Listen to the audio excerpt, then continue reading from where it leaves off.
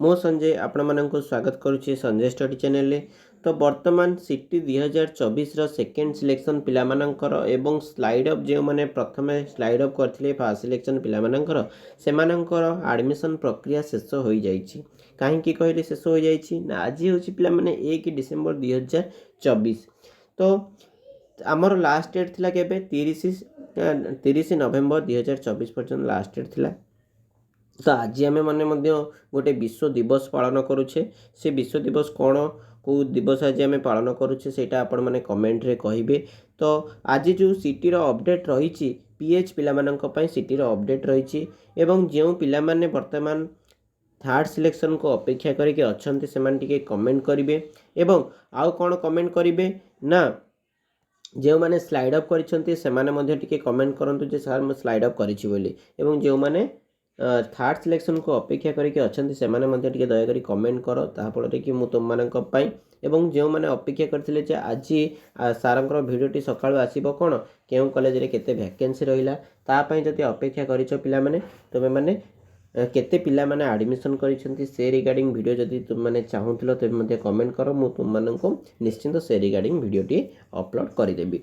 तो प्रथमे आमे जिबा साम साइट को देखिबा कोन अपडेट पीएच पिला मानकर रहिछि। आसंत आमे साम साइट को जिबा। साम साइट को गले साम साइट ऊपर साम्स ओडिसा ऊपर क्लिक करिबा। साम्स ओडिसा ऊपर क्लिक कला परे आपण मानकर एई भली गोटे इंटरफेस खोली जिवो। इंटरफेस खोलिला परे आपण माने सेटी डीएलएडी माने डीएलएडी ऊपर क्लिक करिवे। डीएलएडी ऊपर क्लिक कला परे आपण मानकर सिटी रो official website school and mass education डीटी एंड एसीआरटी आसीगला। तो एठी आपण माने देखि परथिबे स्टूडेंट की डेट्स रे आपण माने देखि परथिबे आपण मानकर कोन रहिछि ना 30 नवेम्बर पिला मानकर लास्ट डेट थिला एडमिशन करिया पई बीट कोटा हो स्टेट कोटा हो कंदमाल कोटा हो सांताली कोटा हो ओके विभिन्न प्रकार कोटा जो गुड़े रही से आसी जाइला। नेक्स्ट पिला माने तुम मानकर सांताली कोटार फर्स्ट सिलेक्शन आसी सेकेंड सिलेक्शन आसीनी जदि से एडमिशन प्रक्रिया जदि वैकेंसी रोचे पिला माने एडमिशन करूना तेबे से सेकेंड सिलेक्शन आसीबो। ठीक अच्छे ओके देन तुम मानकर जो अपडेट कही कौन पीएच पिला मानकर अपडेट। तो पीएच पिला माने केबेठु एडमिशन करेंगे सेटा गोटे सबुठु बड़ इंपोर्टेंट अपडेट पिला माने। तो वर्तमान सुधा आमर केते गुड़िए डिस्ट्रिक्ट कौन रही जो पिला जो डिस्ट्रिक्ट पिला डॉक्यूमेंट अर्थात मेडिकल टेस्ट हो सारी से माने टिके कमेंट करिवो जे सर हमर मेडिकल टेस्ट हो जाइए आउ डिस्ट्रिक्ट नेम टा मध्ये मेंशन कर दबो। तो एठी रही deadline for verification of genuine हमर कोठी अछि ना कोरापुट रे अछि तुम मानकर पीएच कैंडिडेट पिला मानकर पई। तो कौन रही अपडेट बर्तमान आम देखा एवं जानिबा।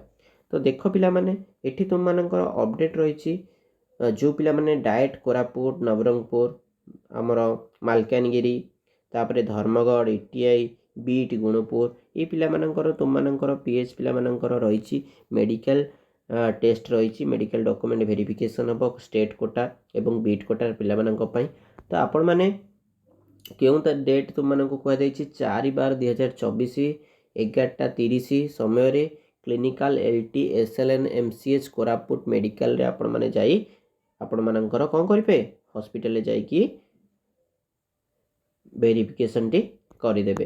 तापर पिला माने तुम मानकर एडमिशन प्रक्रिया केबेठु कौन हम आमर स्टार्ट हम पीएच पिला मानकर एडमिशन प्रक्रिया मन रख पिला माने जो पिला माने वर्तमान पीएच पिला मानकर वेरिफिकेशन होउची ऑल डिस्ट्रिक्ट अर्थात 30टा जाक डिस्ट्रिक्ट रो वेरिफिकेशन सरिला परे जाइकी तुम मानकर एडमिशन प्रक्रिया अर्थात तुम मानकर इंटिमेशन लेटर सहित क्यों कॉलेज तो तुम मानक आसी ऑलरेडी किंतु तुम मानकर डेट मेंशन हेनी हो ना नहीं से तो जदि तुम मानकर डेट मेंशन हेनी ताहले तुम माने कौन करिवो हमर अपेक्षा करिवो समस्तंकर मेडिकल रो जो आपण मानकर पीएच सर्टिफिकेट क्लियर हैला परे देखा सरला परे वेरिफिकेशन हैला परे जाइकी तुम मानकर आसी जिवो।